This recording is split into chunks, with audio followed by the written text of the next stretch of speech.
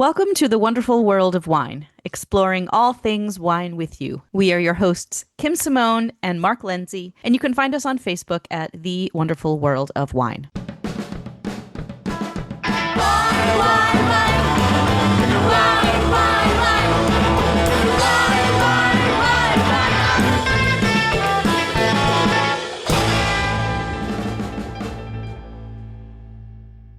Hello, everyone, and welcome to the wonderful world of wine, where every week we discuss with you trending topics in the wine world. I'm your host, Kim Simone. I'm here with my co-host, Mark Lenzi. How are you tonight, Mark? Everything's great, Kim. How are you? I am well. And our special guest for today's show is Kelly Lewis, who is involved in something that is a little bit different from the other wine folks that we've spoken to. She is the founder and the owner of the Wine Spa out in Portland, Oregon. Welcome to the show, Kelly. Thank you so much. I'm excited to chat with y'all. Yeah. So we talk to winemakers, we talk to wine writers, people in all aspects of the wine world. But when we talk about wine health, we tend to talk about consuming wine. But you use wine and wine products kind of coming at it from a different angle. So why don't you tell our listeners what you specialize in the Wine Spa? Yeah, absolutely. So we specialize in Vino therapy at the Wine Spa. And what that is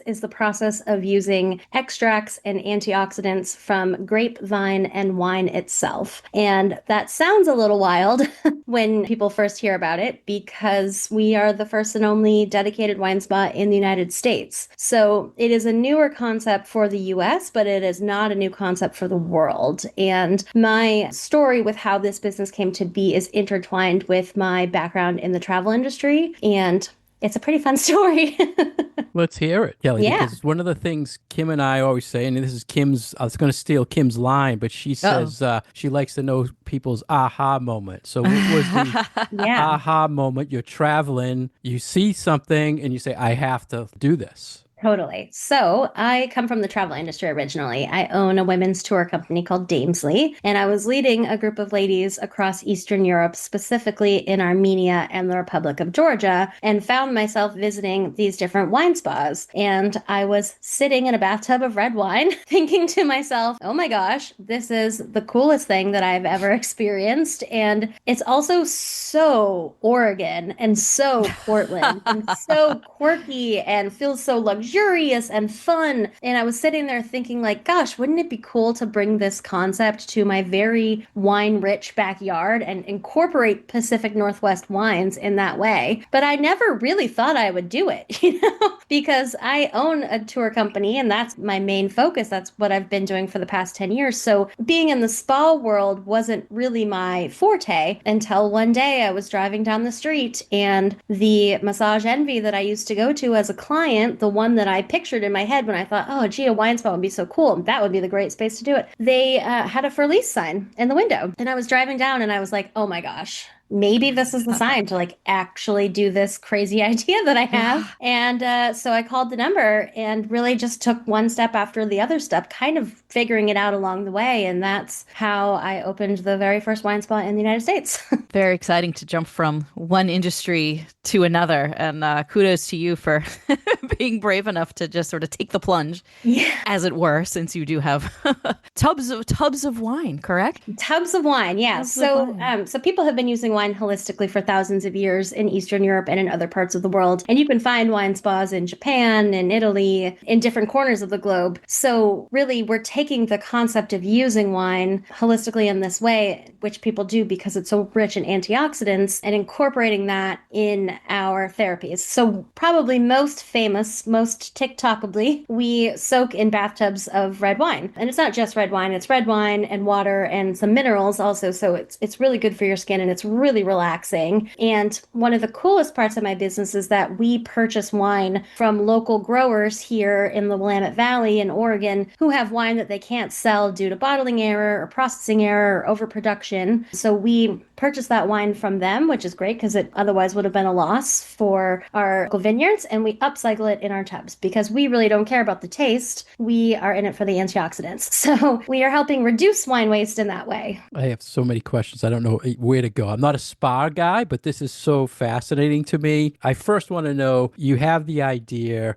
you have the space. What was the process within your city? Like, you also serve wine, correct? Yes. So when you approach the city and say, I want to serve wine, I want people to soak in wine, how was that received? And did you have to get a serving license as well so that they kind of question putting people in a tub and serving as well? Yeah, it's a great question. Honestly, I've had to go through a lot of like governmental red tape where people were just like, you're doing what? Okay, I guess, So for soaking in wine, you actually don't need a liquor license at all because the alcohol will not permeate the skin barrier. So it doesn't intoxicate in any way, which I thought was interesting. But I knew that I also, as part of this project, wanted to sell and feature Pacific Northwest Oregon specific wines whenever possible. So I did get a liquor license to be able to like serve and sell wine, and also drinking wine is part of that experience. And again, the laws are kind of interesting, at least in my area, where if you're giving away a complimentary glass of wine, you don't necessarily need a liquor license. If you want to sell glasses of wine, you do. And if you want to soak in wine, you don't.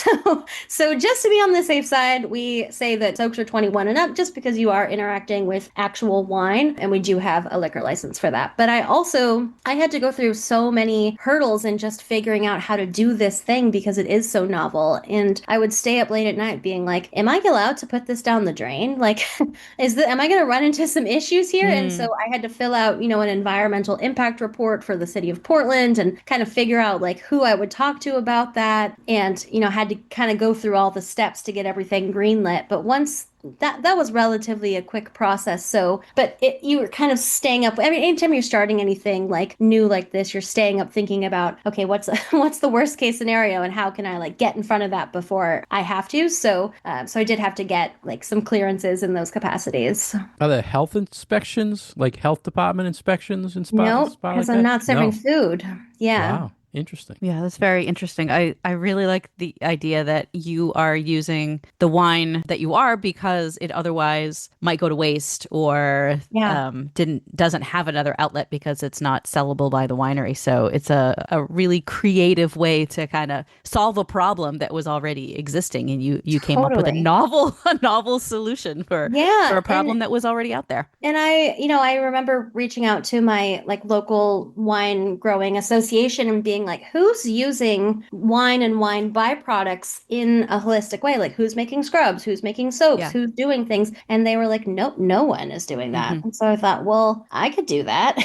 That seems kind of silly. And it really is, it's expensive for winemakers to dispose of wine because it has to be disposed of in certain ways. They have such quantities of wine. So, we know a lot. I was trying to find a statistic on like how much wine is wasted. It's a lot. We won't know the full true figure, but it's great to be able to help them recoup some of their investment on that. And it's a win-win. We have to talk about wasted wine. So I read that you actually found a winery that what they called, quote, unsellable wine or maybe expired wine. There's a lot in the wine world now where there's a lot of excess wine. So I'm sure you're not getting from the same winery all the time something that is not good wine. There's got to be someone, he's not making bad wine all the time. He's just given to you, correct? I mean, they must have just bulk wine that your supply is never ending because of that, correct? It's not bad No, wine all the so time. yeah, we opened in November, so that's about 8 months ago. And the whole time we've worked with the same supplier who just had an excess of a Cab Franc that was not to her taste profile. So it wasn't a hit with her community. I believe she had some sort of a bottling error with that specific line, and she had 300, 400 cases of wine that she was paying to store. And so from the beginning, we've worked with her and kind of whittled our way through those cases. And now we are approached pretty frequently by other winemakers who have bulk wine, excess wine, and they also don't know what to do with it. And so in some ways we're kind of the Goodwill of wine, but we purchase it. So it's not donated, it's not given to us. But yeah, we are giving the lost bottles a new home, so to So you're speak. actually opening bottles? You're not getting it in like barrel or bulk? Currently bottles, yeah. But Wow. as we progress and as we use more and more wine, we will probably figure out a keg situation or a barrel situation, figuring out how to monitor what we're going through because it's a lot of glass at the moment Wow. that we have to recycle. But it is also so cool, and it's not expired wine, and I think people think that a lot. It's like, oh, this must be like gross vinegary wine that you're sitting in, and it's totally not. It's a drinkable wine. It's just not to their profile and how they prefer their wines to be. So when people soak in it, they always comment on like how beautiful it smells because it really smells like wine. And people come out going, it really smells like wine. And I'm like, it is wine. Like, yes,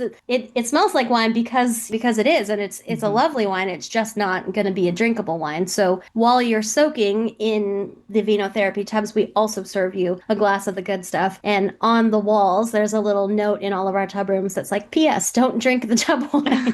Because that's the second thing people say is like, oh, vinotherapy, wine soak, does it come with a straw? And it's like, well, you don't want to drink your bath water, right? And we also put extra stuff in it to deter you from doing that. So we give you the good stuff while you're in there. I've heard stories from wholesalers when a wine reaches its peak and they know it's not really drinkable, they'll sell it to restaurants for cooking. But I've never, this angle is a new one for sure. Yeah, it is. And it's really, really rewarding.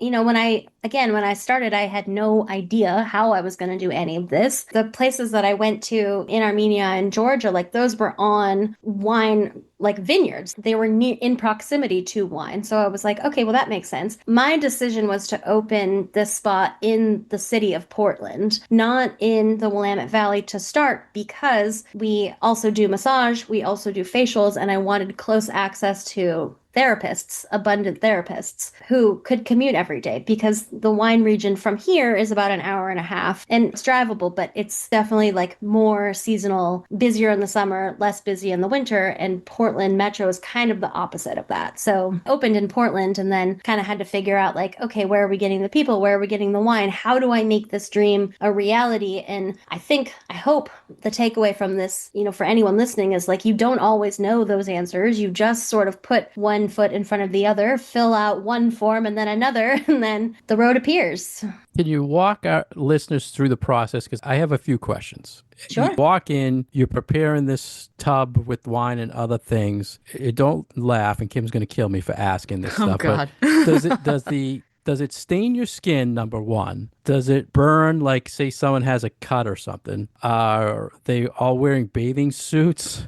And do you reuse, or you totally drain and refill? We totally drain and refill. Yeah. We drain, refill. We completely Cavicide hospital grade disinfect the tub each time, because in our vinotherapy rooms, so we have 4 separate vinotherapy rooms and they're completely private. So when you're soaking, you're the only person in that room. So for that reason, you're welcome to wear a birthday suit or bathing suit. And a lot of people will just go nude because they're in a private room by themselves. So we definitely don't reuse.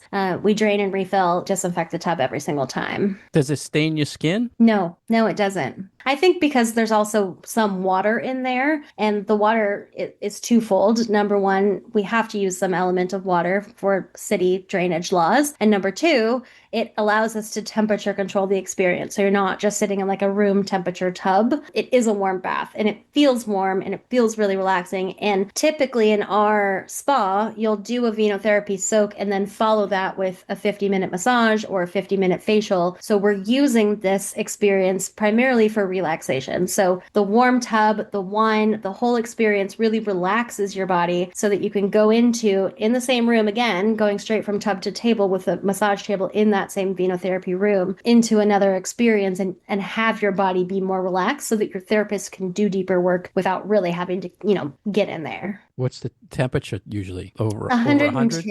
Yeah, 102, between 102 yeah. and 104. So hot tub temperature. Yeah, Mm-hmm. Yeah, great.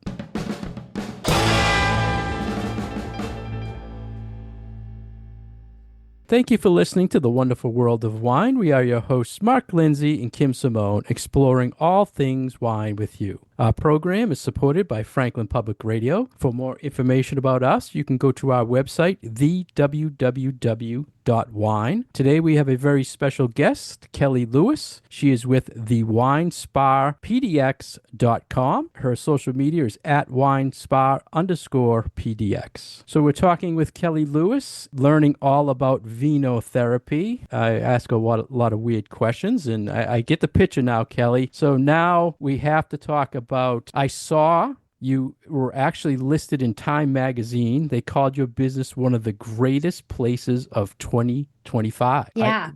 That's amazing. So It was an explain insane honor. how did this all come about? I mean, give us some how that is. I mean, that's Yeah, amazing. totally. When we opened in November, we were quite busy because we're the first wine spa in the US and, we're doing something totally new. Every year, Time releases their list of 100 greatest places in the world. And a journalist came to Portland and was working, partly with Travel Portland, our visitor bureau, and just was exploring different parts of Portland. And she came into the wine spa and had an experience and nominated us to be included in that list. And we were selected. And it was just insane. It was totally insane because we were so new and I'm so proud of what we've built. Like it's a beautiful spa. It's such a cool, lovely experience. And people use words like decadent and luxurious and innovative. I mean, it's really, really cool. But to be named one of the 100 greatest places in the world still feels insane to me. That's amazing. I mean, how many businesses are there in the world? And like, I mean, and in the world, I mean, it just seems it's absolutely wild. So we were one of, I think, maybe 30 in the United States. So like the entire states, one of 4 on the West Coast. And so it was a huge honor. And, from that point, it's really been, it sort of put us on the map in a lot of ways. We had a lot of local press and, USA Today picked up the Times 100 list and like put us in the headline because they're like the wine spa named one of the 100. So it was just so cool to see the chain reaction of that and such an insane honor. And yeah, and I'm still pinching myself thinking like, did this really happen? And for such a new business too. Totally. Yeah. And a new concept. And most of what I feel I have to do as a business owner with this kind of business is just education. Like, what is a wine spa? Why do you soak in wine? What is the point of this? Where did this come from? And a lot of people, this is the first time they've heard of vinotherapy, right? So it was really cool to be able to kind of like be softballed into a global stage with doing what we're doing by times. It was really cool. I'm glad you talked about the education part because that was going to be one of my questions. So are you trying to educate clients on the health benefits of this and the uniqueness of it, or are you trying to capture and educate the general wine drinkers to explore this as far as something different in the wine world? Yeah, totally. Definitely the health benefits, but for sure, I think the wine drinkers are drawn to it in just a new way to interact and experience wine. So vinotherapy, in terms of its health benefits, of course, we know wine is rich in antioxidants, and every experience that we offer at the spa has some element of extract of grape or vine. And I say that because, yes, we soak in wine, which is great at reducing oxidative stress.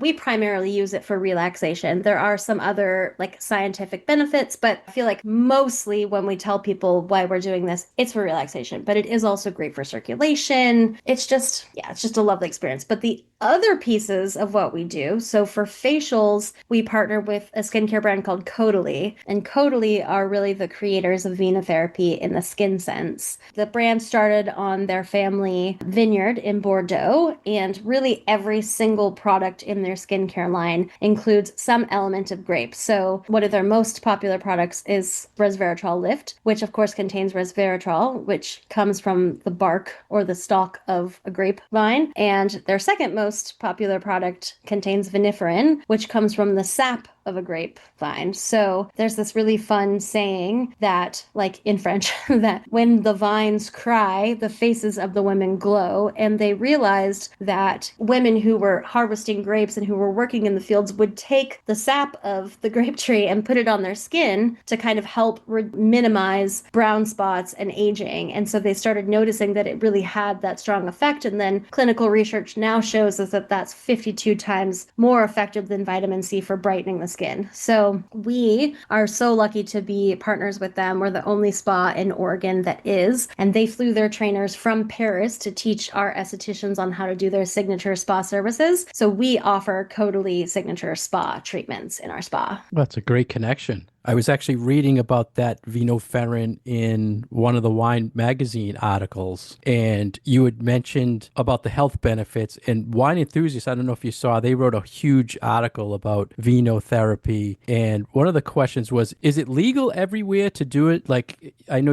said you went through a lot of things, and a lot of dermatologists, I think in the wine world, Kim and I say you can find something good and bad about everything. I've seen dermatologists say good things about this. I've seen dermatologists say bad things about this. So what are your thoughts on the dermatology that says this is bad? Yeah, you mean in terms of soaking in wine? Correct. Yeah, I think that the research is a little bit like it's a little bit murky. It does go both ways, which is why primarily when we're talking about it as used in relaxation because it's not going to cure cancer. You know, it's just not. But I have noticed in my own body and in my own skin that soaking in wine has like reduced my pore size, if that makes sense. And I leave our vinotherapy tubs feeling really silky smooth. And part of that is because of the minerals, but part of that is because the wine is almost like has an exfoliating property. And our tubs, of course, have jets and light. So it's circulating around you. I'm not a dermatologist. I can't speak to whether or not that in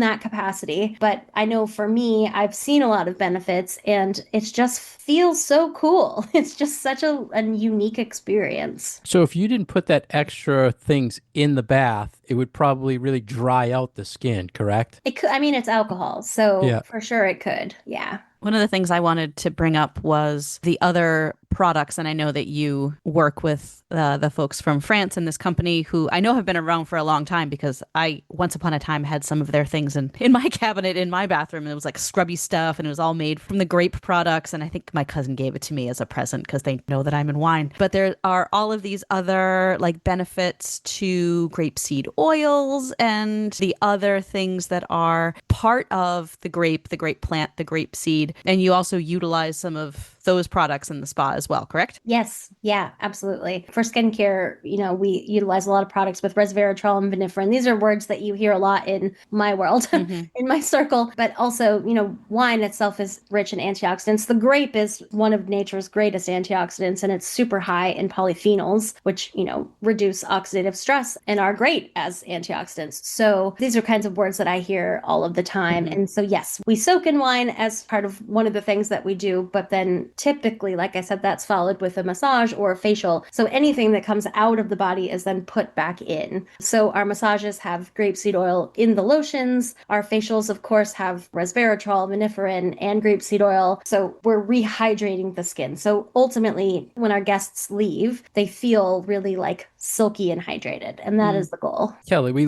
love to talk about food and wine pairings in the wine world. So when a client is taking a wine spa and they're soaking in Cab Franc, do you say we have to pair this soak with something to match the actual wine you're soaking in? Do you play with ideas like that of matching what you're serving with what they're soaking in? Yeah, you know, I would love to, but we don't have a food permit. And the city of Portland is quite strict on the requirements for what you need to serve. So much as like arranging cheese on a plate counts as something that you would need a food permit for. So we offer the opportunity for guests to cater in. We have a really great woman-owned local company that makes these beautiful charcuterie boards. And we're quite popular for like bridal showers and birthday parties. We do a lot of things like that. So for groups of people, we will always offer them the option to cater in and to be able to have crackers and cheese and nuts and chocolate and snacks. But in Wine Spa 2.0, hopefully we'll grow to another location. I would love to have an actual commercial kitchen to be able to kind of play with the pairings of food a little bit more. So when they're in the tub, you have, I'm trying to look at my notes, one of the wine, was it Terra Vina was a winery that you worked with? So Yes. say they're soaking in Terra Vina, do they know that's the wine they're soaking in, and do you serve that wine? Are you teaching them about these vineyards that you're partnered with? Yeah, I don't think that they really know that, no.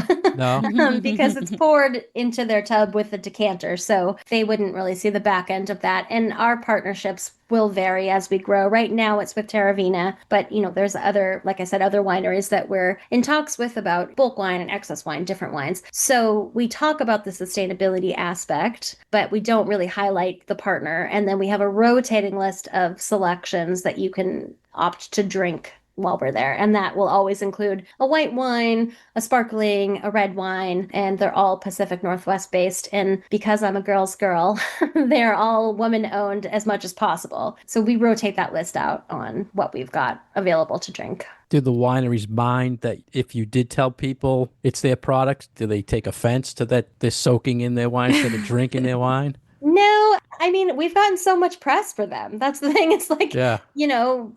us and Vino, we're in all the things together. And I feel really lucky because not being in the wine industry and coming into it in this capacity, I was always kind of nervous that like actual real wine people would think it was stupid or flippant or like just kind of judge me. And the response has been kind of the opposite. Like everyone is like, this is cool. This is different. This is a way for us to like use wine that we would waste. Like it's been really embraced and I'm very thankful for that. And for sure, Terravina, like we wouldn't have done this without them. And that came from a Facebook post that I posted in like a wine association Oregon group. And I was like, hey, I'm doing this thing. I'd really love to work with wineries who have wine. And like the abundance of people who messaged me was pretty wild because there is so I mean especially here like we have wildfires, we have years where there's a lot of damage to grapes, wine just doesn't always go according to plan here, and so there is a lot of opportunity to upcycle wine that would have otherwise just been wasted. I'm having like a Shark Tank thought, like how can you trademark something? Because I can see like wineries in Napa seeing this and saying, why can't we do this? We're so upscale and offer this. Why have wineries reached out to you and say, how do you do it? We want to partner with you. Has anyone reached out to franchise or anything like that yet? Yeah, actually, yes. Yeah, we've gotten a lot of requests. Wow. Not from wineries necessarily directly, but from people who are wine enthusiasts or live in wine regions. I think part of what makes it so cool is our tie to the region. So in looking at franchising and in looking at expanding, I'm looking at regions that are wine rich, that maybe aren't Napa or Sonoma, like Finger Lakes or, places that have wine that hasn't like 100% exploded. I would say that Oregon, Willamette Valley is pretty well known, right? So that there's still so much room there for us to play around with wine. And in terms of trademarking, yes, that is something that we've gone down the path of. We're working with lawyers on figuring out what could be proprietary in that. But, there's nothing to stop anyone from trying out this. It's just they wouldn't have our formula and our way of doing it. I think it's cool to be the first person to sort of bring it to the US. I won't always be that. And we'll see what the future holds. I think it's just really fun to be pioneering the space in vinotherapy. And when it was first starting and I was Googling, I was like, how am I going to do this? There's literally no one I can ask how to do this, Yeah, no blueprint to follow. No. Yeah. And especially with all of the, nitty gritty things that come with opening a business with permits and all of that stuff. You had no idea what you had to do. No idea. And that's the thing is like, you just kind of have to keep taking the steps. And I was not a brick and mortar business owner before this. I have an online business. It's a travel business. And so I had to get an SBA loan. So I had to go through the process of that and justify a wine spa to the federal government and all of the very nice bankers at Wells Fargo who were like, what are you doing? Wait. So, I've gone through so many steps, but at every point people keep saying like, wait, but this is cool. This is different. This is fun. And it is, and it has been, but it's absolutely been a journey that I'm still continuing to learn. It's really nice to hear from businesses who are not in necessarily the business of selling wine or making wine or writing about wine, so a little bit more tangential to wine, but are using it and are involved and are creating excitement. And I know that we have spoken to a number of people lately who like that is at the core of how they feel they are making an impact, is bringing excitement to the arena of wine that those of us who've been in the industry for a long time are a little afraid that like it's sort of losing its sparkle. But businesses like yours, you're making it fun for people and bringing that excitement to it as well. Yeah, we need innovation, I think. Yeah, absolutely. That's the other thing, like as such a newbie person, like it's scary when you look at the big legacy wine guys here, it's like, I was really intimidated and nervous about the reaction, but it's really been cool to be embraced by people who see that there's space for everyone to do all sorts of different things. So I think it's been fun to be a part of that journey. And it's my favorite thing. Like when you're talking about building excitement, that is the best part for me. I had this really cute client, and we get a lot of people who come to Portland as visitors and stop in to see us because we're the only wine spa. And I had this visitor that came in the other day, and she comes out of her tub and she goes, I don't know you, but this is the best idea you ever had. And I was like, you're right. This is top 10. Yeah. I'm thinking of like ideas now how you can make like a take-home kit or something. It's a good idea for a retailer who has wine they can't sell and say it's a take-home Vino therapy kit. Take this home and soak in it, right? Instead of drinking it. Totally. Did Yeah. I see you had something listed about you offer a non-alcoholic treatment? Can you explain what that is? Yeah. So we have non-alcoholic soaks. We have essentially they could just soak in water and minerals if that's what they wanted, or we can Okay. add a Cabernet bath bomb. We also have NA drinks that are local to Portland, to Oregon. So like NA wines that are available to drink while you soak. So we have options with how people can experience that. You see where people are nervous to soak in alcohol, so they want that option? Is that I see people who are sober who don't want to, who like want to have an experience at a spa, don't necessarily want to be like in alcohol or nervous yeah. thinking it may intoxicate or pregnant or, or postpartum. So there are some times in your life where we're like, this wouldn't be a good time. And there's no research to say that soaking in wine is dangerous, but why take the chance, right? So we would never recommend that a pregnant woman would soak just because you are interacting with alcohol in a different capacity. And while it won't intoxicate you, you're still in it. So That was one of the things I saw. A person we follow a lot, Kim and I, and talk to listeners a lot, is the wine folly. And she did an article saying this isn't the same as pouring box wine in your tub. And there's really no scientific, I think, evidence or testing yet that it works, but people are saying it feels great. yeah, absolutely. And, I remember like when we first opened Googling being like, okay, how quickly am I going to stain these tubs? What type of tub do I need to not stain? And I'm still trying to figure out the answer to that. So I don't know that I would ever sell wine for people to go in and pour in their bathtubs because I don't know that wouldn't lead to some kind of staining. For us, we have a pretty strict protocol of like how we clean and flip and turn our tubs. So we haven't experienced a lot of staining, but it is definitely possible. You mentioned earlier too about history and other countries who have done this wine vino therapy for a long time and how you discovered it. One of the things I saw years ago, and Kim and yourself might have seen this it was on social media, was like an Asian wine pool, like showing all these people swimming in wine. I don't know if it was a joke or not, but are there cultures that are really doing that, like big pools of wine? Yes, yeah, that is the thing, and it's in Japan. Yeah, it exists currently. There are for sure, and the history. You can go back and trace the history. Some people say that Cleopatra used to bathe in wine for wine and beauty, so people have been bathing in wine, and I think Mary, Queen of Scots, or one of the queens in Europe used to bathe in wine. And we know for sure that the gladiators would bathe in wine and people would use wine in this capacity. So it has been happening for a very long time, but it's still quite novel on this side of the world. And even in other places, I mean, it's not everywhere in Europe. You can find it in Spain, you can find it in Italy, you can find it in Japan. I believe there's some places you can soak in Mexico City. There's one spa, it's a bathhouse in New York City that has a wine soaking experience. So there are some places that you can interact with wine in this way, but we are the first and only place that exclusively only does derivatives and extracts of grape and vine. So we're the first actual wine spa in the US. And did you say the people where you discovered, did they come to you when you opened to check out how you're doing it? No. That you met in your travels? No, they haven't yet. No, but I would love to know more people who are doing this sort of thing because I don't know anyone else. It's really funny because my history of my life before this, I was in I was a journalist. And aside from being a journalist, I was a bartender for many years in New York City. And in that time, I started a travel company and went out and explored the world. And that has taken me to all continents in over 85 countries. And along the way, never once did I think, I'm going to open a spa.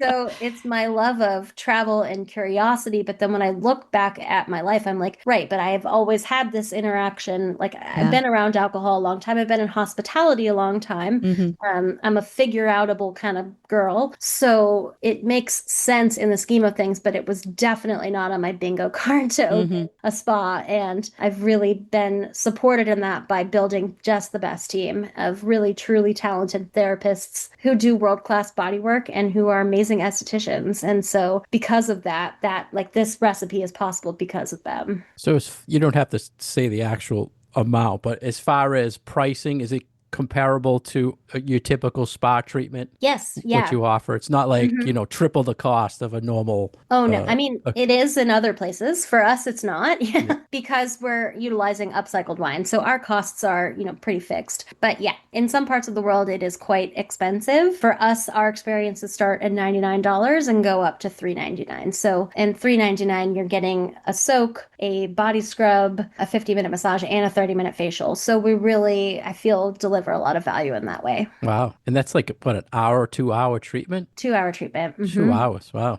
So, yeah, you'll really leave feeling like light as a feather after that. I mean, we always say people leave massage drunk, right? Because they're like, you can't go back to work after that. Yeah, they come in and they're stressed about parking and life and getting there and, being late or whatever. And then you literally see them like change as humans on their way out. They just kind of float out the door on the way out. So definitely one of the benefits of having an experience like that is that you really do. The relaxation just sinks right into your body. Totally. Yeah. There's nothing to do when you're in the tub but relax. So I think that's a nice invitation too. It's not like we have TVs in there for you to watch, like really just unplug and unwind and give yourself time away from your busy life to sort of try a new experience. Oh, great, Kelly. I hope our listeners got a lot of information from Vino Therapy. It's new to Kim and I, so we figured we had to get you on the show and introduce you and get the listeners on this topic. So we appreciate your time. And if people want to get more information about Kelly and her business, it's thewinespa.pdx.com.